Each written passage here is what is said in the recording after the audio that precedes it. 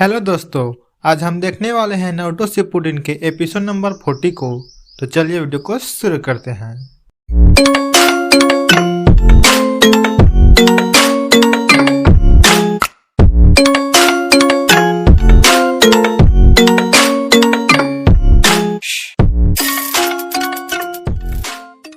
अब तक हमने देखा कि ओरोचिमारू कैप्टन यामाटो से कहता है कि तुम उन तीनों छुपे चूहों को बाहर क्यों नहीं बुलाते। तब कैप्टन यामाटो इशारा करते हैं जिससे वे तीनों यहाँ पर आ जाते हैं। तब ओरोचिमारू कहता है अब पता चलेगा कौन ज्यादा ताकतवर हुआ है, तू या फिर सास्के।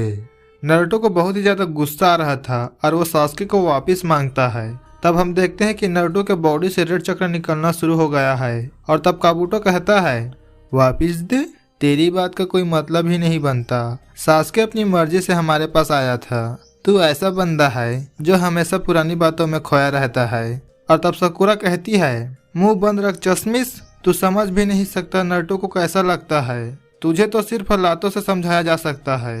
तब ओरोचिमारू कहता है अगर तुम सच में सास्के के बारे में जानना चाहते हो तो मुझे मजबूर करो बताने पर। और तब नारुतो ओरोचिमारू को एक जोरदार पंच मारता है और नारुतो की वन टेल भी निकल चुकी थी, जिसे देख वहां सब हैरान थे।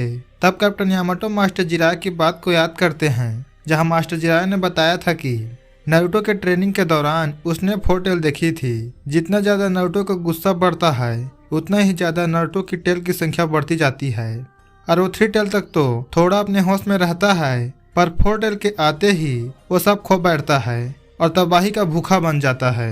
बिल्कुल एक तरह का 9 टेल फॉक्स का छोटा रूप। और तब काकाशी सेंसेई कहते हैं 4th होकागे की सील के बाद भी इतना सब हो जाता है, जिस पर मास्टर जिराया कहते हैं मैं ज्यादा तो नहीं जानता, पर एक बात जरूर है, 4th होकागे का सीलिंग जुत्सु धीरे धीरे कमजोर हो रहा है और साथ ही ऐसा लगता है कि नारुतो 9 टेल के रूप में 9 टेल क्लॉक से ढका हुआ है, पर असल में वो 9 टेल क्लॉक उसका शरीर को नुकसान पहुंचा रही होती है। 4थी टेल आने के बाद उसका शरीर उस चक्र झेल नहीं पाता, जिससे उसके शरीर पर भारी दबाव पड़ता है और 9 टेल क्लॉक के हटने के बाद उसका घायल शरीर उसके अंदर के 9 टेल चक्र से ठीक हो जाता है।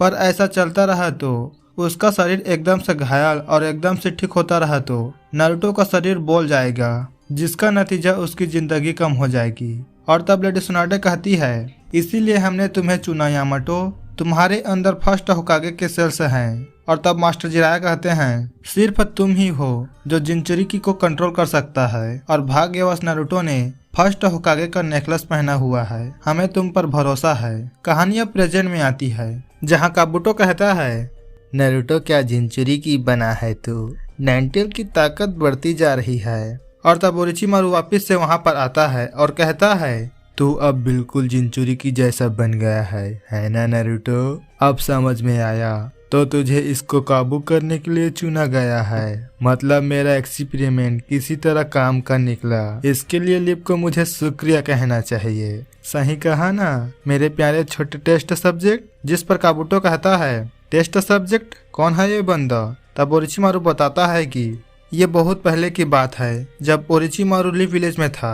वो 1st होकागे की ताकत पाना चाहता था। वे इकलौते शिनोबी थे जो वुड स्टाइल निंजुत्सु करके टेल बीस्ट को कंट्रोल कर सकते थे। ओरोचिमारू ने एक एक्सपेरिमेंट किया जिसमें उसने 1st होकागे के 100 से कुछ डीएनए सैंपल लिए और उन्हें 60 बच्चों के सेल से जोड़ दिया, पर उन बच्चों के शरीर ने इसे स्वीकार नहीं किया और वो सब मारे गए। और जब ओरोचिमारू इस टॉपिक को बंद करने ही वाला था, पर ओरोचिमारू दूसरे एक्सपेरिमेंट करते हुए पकड़ा गया और उसे विलेज छोड़कर जाना पड़ा। ओरोचिमारू को लगा कि उसके सारे टेस्ट सब्जेक्ट मर गए हैं, पर इतने सालों बाद ओरोचिमारू कैप्टन यामाटो को देखकर समझ जाते हैं कि उसका एक टेस्ट सब्जेक्ट अभी भी जिंदा है। और तब साकुरा भी समझ जाती है कि captain Yamato wood style ninjutsu कैसे कर पाते हैं। तब काबुटो कहता है हम आपकी इतने साल पुरानी मेहनत का नतीजा देख रहे हैं, चलो उस अधूरे एक्सपेरिमेंट को अब पूरा करते हैं। जिस पर ओरोचिमारू कहता है मैं भी इस पर रिसर्च करना चाहता हूँ, पर मैं ये भी देखना चाहता हूँ कि सास्के कितना ताकतवर बना है, उसे नारुतो से लड़वा कर। यह सब सुनकर नारुतो को बहुत ही ज्यादा गुस्सा आने लगता है और तब तक नारुतो की 3 टेल आ चुकी थी, जिससे नारुतो के शरीर से बहुत ज्यादा रेड चक्र निकल रहा था। और तब हम 9 टेल फॉक्स को देखते हैं। ये सब देखकर साकुरा सोचती है तो ये एक जिंचुरी की ताकत है। मैं महसूस कर पा रही हूँ कितना डरावना चक्र है, इसे कोई कंट्रोल नहीं कर सकता। और यहीं पर यह एपिसोड समाप्त होता है। तो मिलते हैं अगली वीडियो में, तब तक के लिए बाय।